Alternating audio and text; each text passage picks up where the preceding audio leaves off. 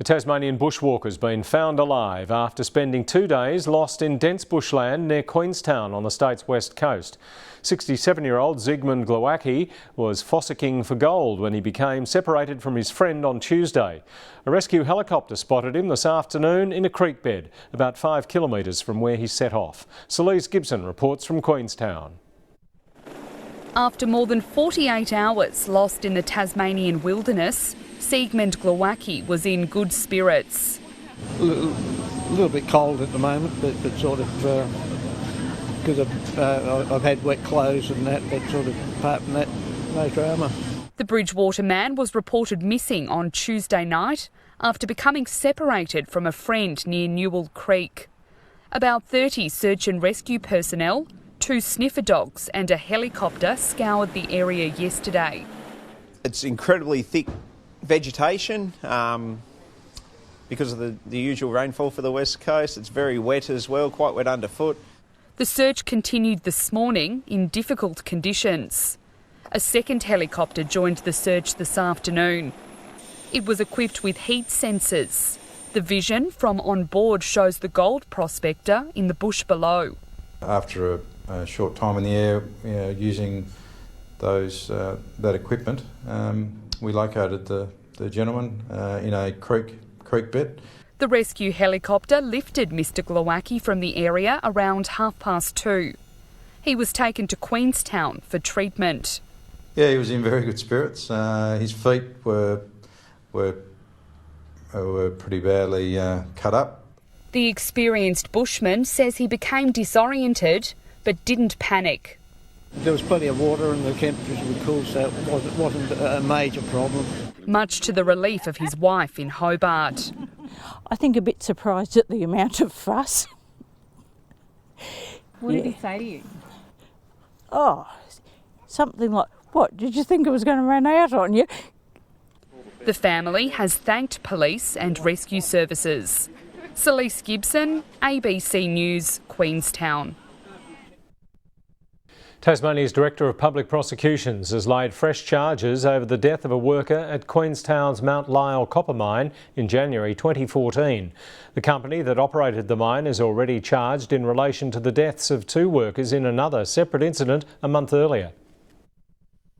It's been more than 2 years since 53-year-old Michael Welsh was killed in a mud rush when the tunnel he was working in gave way at the Queenstown mine. His family were in the Burnie Magistrates Court today as Copper Mines of Tasmania faced a new charge of failing to comply with its health and safety obligations over his death. The company's general manager at the time, Scott Clyde, has also been charged with failing to uphold his duties as a site officer. It's good that Workplace Standards have investigated them and decided to prosecute, but whether they're successful prosecution is yet to be determined. CMT has already been charged over the deaths of 45-year-old Craig Gleeson and 20 of above average rainfall. Some areas are expecting good rainfalls in coming days. Celise Gibson, ABC News. The owners of a world-renowned toy shop in Latrobe that burnt down on Christmas Eve hope to open a temporary store by the end of the month. The store stocked nearly $3 million worth of porcelain dolls, ornaments, toys and antique furniture, but it's not yet clear how much will be recovered by insurance. It's been 11 days since fire ripped through Reliquare and the store's owners are still in shock. I can't really explain it because it was our whole livelihood. We put our heart and our soul into Reliquare. A faulty switchboard started the fire, which quickly took hold of the building. Nearly $3 million worth of stock was destroyed. We never thought we'd have a fire. We never thought we'd have it so big, and it took everything. Since the fire, donations and messages of support have flooded in from across the world. The Christies say it's given them the strength to start over. Unfortunately, our insurance cover will not cover a building to be rebuilt, as far as we know. So we just have to start small and work it up from there. In the meantime, there are plans to open a temporary store in Latrobe. Council has a number of options. There are also a number of options in privately owned premises. We'll work through each and every one of those with the Christies. One Latrobe business owner has raised concerns about smoke-damaged stock which won't be covered by insurance, but most local businesses say they haven't been affected. A lot of people coming in just to have a look and see what damage has been done and see whether it can be repaired or not, but no, business has been great. The council is confident the site poses no risk to the public. We'll continue to water the site, keep it damp to minimise the escape of any contaminants or dust. It's expected the clean-up will begin tomorrow. Celise Gibson, ABC News, Latrobe. A renowned doll shop and novelty store has been destroyed by fire in Tasmania's north.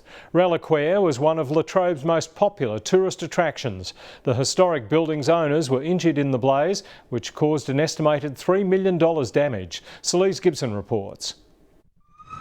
An employee at a nearby shop captured these images. Flames leapt from the building in Latrobe's main street. Thick smoke billowing black above the town. Firefighters could do little to save the infamous store. Eventually, Reliquaire's walls gave way. Locals were shocked as they stood by and watched. It was all gone in a couple of minutes. I used to always go in there and it's pretty sad that it's gone. The doll shop and novelty store was a labyrinth. 26 rooms filled with porcelain dolls, some life-size, antiques and ornaments. There was even a Doctor Who room. A unique store not only in Latrobe but also in Tasmania. And because of that it drew people from not only all over the state but nationally and internationally. The huge volume of stock made it tough for firefighters. Anyone that's been in Reliquaire would realise just how much stuff is in that building, and the fuel load is just, the fires spread rather rapidly and taken hold really quick. The blaze also spread to a cafe next door. Fire crews were able to limit the damage. The 2 dining rooms and a storeroom. There's no roof, there's no walls. Reliquaire's 2 owners and an employee were inside the store when the fire broke out around 9 a.m. All were treated for minor injuries. It's devastated the local community just one day out from Christmas. The reality is going to take quite some time to sink in for not only the owners but also for the town. The building will be demolished in coming days. Locals have rallied, collecting donations for those affected. Items of groceries, a bottle of wine, which would probably go down really well at the moment, some monetary donations. I'm personally confident that Reliquaire won't be buried in those ashes. In fact, it'll grow and hopefully be bigger and better than the business we knew. Fire investigators believe a faulty switchboard is to blame. Celise Gibson, ABC News, Latrobe.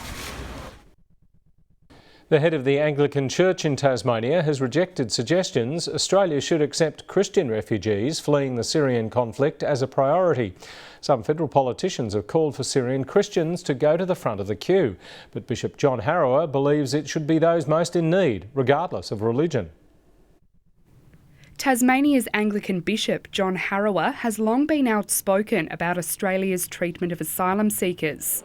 As his time in the position draws to an end, he's thankful the federal government's had a change of heart. I think it's a great thing that we've increased the intake by 12,000. I think that's really terrific. Bishop Harrower announced his retirement earlier this year after 15 years in the role. He's currently touring the state, attending a range of farewell services. It's a bittersweet time, I think. In some ways, people are very generous. They're saying thank you, which is really nice. Bishop Harrower has used his position to push for change around child abuse, domestic violence and problem gambling. I like to hope that people may have learned that it's possible to talk about issues that are difficult with grace. Today, he distanced himself from suggestions Australia should accept asylum seekers based on religion. So I would have thought that we would have looked at the degree of persecution that different families or groups of people are suffering and therefore evaluated on that basis. There would be Christians in that possibly, but there would also be other ethnic groups. Instead, he wants the federal government to collaborate with Australia's neighbours. I'd like them to work very much on a regional solution to the whole issue of asylum seekers. I believe we should be working with other nations in Southeast Asia and beyond. A farewell service for Bishop Harawa will be held in Hobart on Saturday. Celise Gibson, ABC News. Northern Tasmania's premier ski village is joining Mount Field as it looks to improve its facilities. More than a metre of snow has fallen at Ben Lomond in the past month, bringing with it thousands of visitors. The local council wants to capitalise and better cater for the growing crowds. It's being described as one of the best ski seasons in 30 years, and it's bringing people to Ben Lomond in their droves. As a snow village is set up for a certain number of people, and we've probably got a few too many that have come up because the snow is so good. The Northern Midlands Council is confident it's not a one-off. It's commissioned a feasibility study to look at making the village more visitor-friendly. We actually brought together a consortium of other partners to look at what the bigger picture might be with regards to some other improvements that would ensure the sustainability, increasing the snow season up there. The facilities at Mount Field in southern Tasmania have been described as primitive. Experts believe there's also room for improvement at Ben Lomond. What we really need to focus on is the very basic infrastructure about a snow facilities. So snowmaking requires energy, electricity and water. Meetings were held on site this week, giving Ben Lomond operators a chance to have their say. I mean, we've got 2 snow guns on the mountain, and when conditions are right, we can make snow here on Ben Lomond, so expanding snowmaking would be a positive. We think that grooming of the slopes, which occurred a few decades ago on the mainland, would make a tremendous difference. While extending the winter ski season is the major focus of the feasibility study, improving access during the summer months will also be considered. It shouldn't just be about the snow season. We need something all year round. Out of season, there's tremendous potential for visitors to come up here and see some of these views, stay in the Launceston and northern region for an extra day. The study will identify short and long-term priorities and the associated costs. It's all very preliminary. We'll look at what is required and then we'll start putting a price tag on it. This will identify exactly what is possible, what the market will allow to occur. From there, the consortium will look at what the opportunities are to move forward. The study's expected to be completed by the end of the year. Celise Gibson, ABC News. While children might have made the most of today's snow, for many parents it turned into a logistical nightmare as dozens of schools closed their doors. Hobart College was among about 50 schools closed in Tasmania's south. At least 10 private and 36 public schools were unable to open their doors. Those in the Huon were mainly because of the snow and the roads, but the city-based schools were mainly around staff not being able to get to the school. At least 9 schools in the state's north and west also shut, much to the delight of some Deloraine primary school students. Snow. Well, very unusual because it's never happened in Deloraine. It wasn't just the children who were caught off guard. You're kind of used to seeing it in the distance sometimes, but actually driving through it and having the flakes fall on you is completely different. I'm originally from Queensland, so it's a real novelty for me. Been out, I've had my gummies on, been out with a hat on, taking photos because I mightn't see it again. Snow started falling in many towns across the state's north and west around 4 o'clock this morning and continued for much of the day. The Weather Bureau says it's the first time some towns in the region have seen snow in more than 20 years. The fall stretched to Rianna near Penguin in the northwest. Celise Gibson, ABC News.